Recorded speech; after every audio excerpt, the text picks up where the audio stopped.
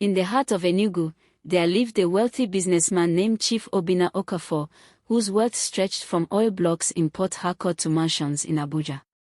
His only child, Adanna, was the crown jewel of his life. Beautiful, graceful, and educated abroad, she was the kind of woman every man in town dreamed of marrying. But Chief Obina, a man who had clawed his way from poverty to riches, did not believe in easy things. At his 60th birthday celebration, surrounded by dignitaries, villagers, and the press, he made an announcement that shook the entire community. Any man who wishes to marry my daughter will not just take her hand. He must first prove himself worthy. Whoever wins her hand shall also inherit part of my empire, but only if he passes my conditions. The crowd gasped. Adanna blushed, lowering her eyes. Men whispered, women speculated. The conditions were soon announced. The man must enter the thick forest of Ojukuta, where no one had dared go for years, and return with a golden feather said to belong to a mystical bird. He must build a house for Adanna with his own sweat and skill, not his father's riches. He must swear never to break Adanna's heart, or face Chief Obina's curse. Many laughed nervously. Some men swore they would try. But deep inside, fear settled in their hearts.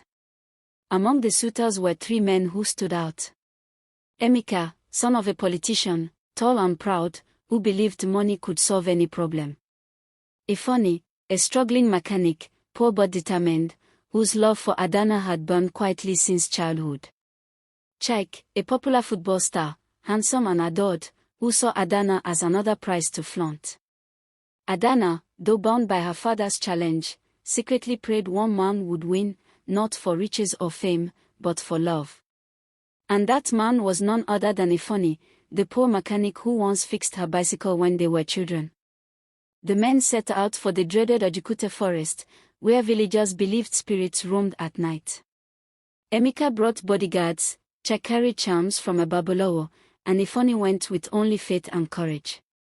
By nightfall, screams echoed. Emeka's bodyguards fled when they heard the sound of the mystical bird. Chike dropped his charms and ran when he saw glowing eyes staring from the trees. But Ifienye pressed on. Bruised, hungry, and trembling, he whispered a prayer to God and followed the strange glow. There, perched on a branch, was the bird, shining like fire. It dropped a feather, as if blessing him, and vanished. Ifienye returned to the village with the golden feather in his trembling hands. The crowd erupted. Adanna's heart nearly burst with pride. The second trial was worse. Chief Obina gave each man a plot of land. Emeka hired laborers, Chike threw money around, but Ifienye, without wealth, worked day and night with his bare hands.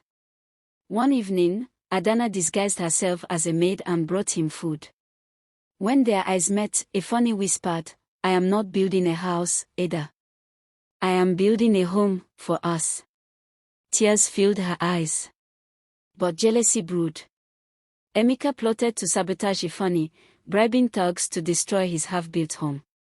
They struck at midnight, but Adanna secretly rushed to warn Ifienye. Together, they fought off the attackers.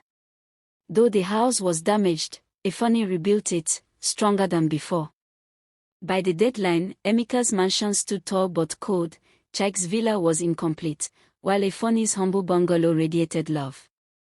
On the day of the vow, Chief Obina stood, waiting to hear Ifienye swear his undying love. But before Ifienye could speak, Emeka exposed the secret. Ifienye's mother once begged at your gate, Chief. This boy comes from beggars. Do you want your daughter to marry into poverty? The crowd murmured. Chief Obina's pride was pricked. He glared at Ifienye. Is it true? With tears in his eyes, Ifienye nodded. Yes, my mother begged, but she also worked hard to raise me with dignity. I may not have riches, but I have love, and love does not fade. Adanna broke down, rushing into his arms. Papa, I choose him. Riches fade, but the heart that stays when all else is gone, that is the true prize. Chief Obina's stern face softened. He saw in Ifienye the same fire he once had as a young man struggling for survival. Slowly, he raised his hand and blessed them. Then let it be. My daughter shall marry the man who has won not just her heart, but mine as well. Their wedding was the talk of Nigeria. Not because of the wealth involved, but because it was the wedding of true love. Ifienye entered Chief Obina's empire, not as a gold digger, but as a son. Adanna's smile lit the day, and Ifienye, once mocked for being poor, became a symbol of hope that sometimes love can conquer wealth, pride, and even curses. And the golden feather. It was framed and kept in their home, a reminder that love requires courage to walk through the forest of fear.